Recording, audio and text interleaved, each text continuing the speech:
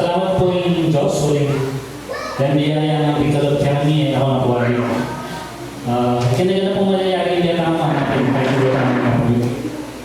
Muna po rin masalamatan na gamit niya asawa na kaya pong nakalapagsubok isa po nakasakit nakakaya. Years kaya pong 23 years. Kanyang July 7. July 9, sorry. Niluluwa niya po yung, hindi kasal niya po July 9, pero niluluwa niya po yung lisensya niya yung October 1. Kaya hindi po balo na ito yung anniversary. Pero ito po, officially yan po kaya namin ng July 9. So salamat po kay Diyos. Bali po, hindi po share niya po kayo, yan po magmayabang. Yan po papatuloy na ulit kaya kailangan sikalan yung mali yung biyaya na nakagin. Lalo po, pagsubok ko na lang yung asawa na po ko okay? Mabayad po mabayad. Ganun po kaya, siguro po na 4 beses, 5 beses. Ngayon po kaya po may gawa ng asawa. Sama-sama po yung biyaya ng oral, mabayad po. Minsan po, kasama ko na kung ay bukanan pa nasakit ang asawa. Minsan nasa kamaging braso na nagsisig po, hanggang nanggawa ng mga nasa kamaging braso yung asawa na nagsisig. So na yan ako pero nga pag inumpit, ibuatan yung gawa ng asawa, may malabagong ganit yung galing na pumaral pagsuro ko na lang. Kasalamat po kay Diyos, na po pero rin. Bibina niya po mapagpapalong puso ng ang asawa, mapatawaran ako po. Ganyan mo rin po ako, napatawad ko na po. Balik po ang natong niya asawa, balo na po brother Rodney. Mamalata po pa magpatawad din bawat merong hindi kawagi na mga hanggang na po katang taon niya mag-asawa kang maliwa.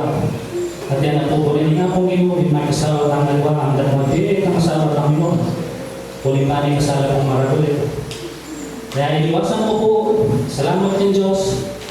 Hindi na nakasigalan hanggang masakit, magpatawad, tanggapan ng mali, at magpatuloy.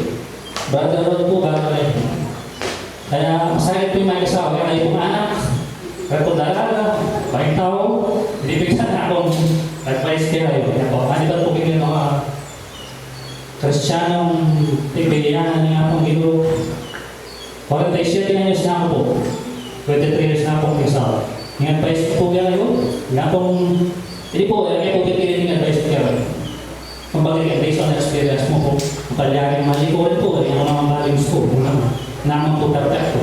Salamat din Diyos na mo mga kanyang yung pong advice po kaya kayo, kapag itong dalaga, kahit tao, o tapong manay kayong luguran nyo, tapos sigurado kayo na haniwala yung kay Diyos, tatawag kay Diyos. Kasi kung atin yan, dahil lang, no, hindi ka rin asawa yung niyayari, kaya pa po hanggang yung panahon.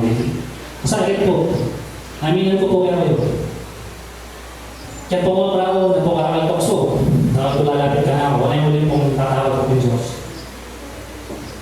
At hanggang ating pagsubok, minsan na ulit po, minsan po rin ko. At ito problema yung balik ay ating lumapit yan. Buhay na may comfort. Ay mga pagkalo. Happy ka. Mayari ka talaga. Kaya, salamat po yung Diyos na po. Alaman po ka na po. Alam niya effort na. Kasi po mga mo, hindi palag na ako eh. Ngayon nakabag na ako talaga. Salamat po yung Diyos na po pero rin. Kaya kasi tayo, yung pong advice po kayo kapatid kong anak, dalaga, binata, matungkay po kayo ang tatawag ng Diyos. At tatawag ng Diyos. Tuloy pa siya tatawag ng Diyos. Patawaran niyo na sa mo. Ganina niyo po. At, hindi na niya patawad. Talagang kasawa na nila, hindi kasawa na. Bilang Kristiyano, talaga po, mas masaming gawan. Pag nakita mo, matatayang tanong, di tanong balikaan na huwag nga puti. Di tanong balik kayo, di pagpatawaran kayo. At di tanong balik kayo. Halipit ang mama sa kamagyan kaya pong datang yung panahon, mati, ako rin namin. Yung sawa ko, pwede na ako, malaya na ako. Kaya po mga lahat po hindi believe, kaya tayo po hindi believe. Tapos sa second, seek ye first the kingdom of God. All these things shall be added unto you. Ay po mga dito. Kaya po, seek ye first. Verse 7 ba? Kung yan tayo ang looban ng Diyos. Pangalawa, burin sa inyong tagawa ang maya, iwasan kayo namin sa kaya tayo po papalitan ang mensahe ng Diyos. Kaya patatot, talaga, binata, hanap kong advice siya kayo. Mantong kayo po, at ang talagang tatawag kayo Diyos. Takal po, pagkakakoon, datangorin po kayo. Anak ko pa po, ako po mamalik po.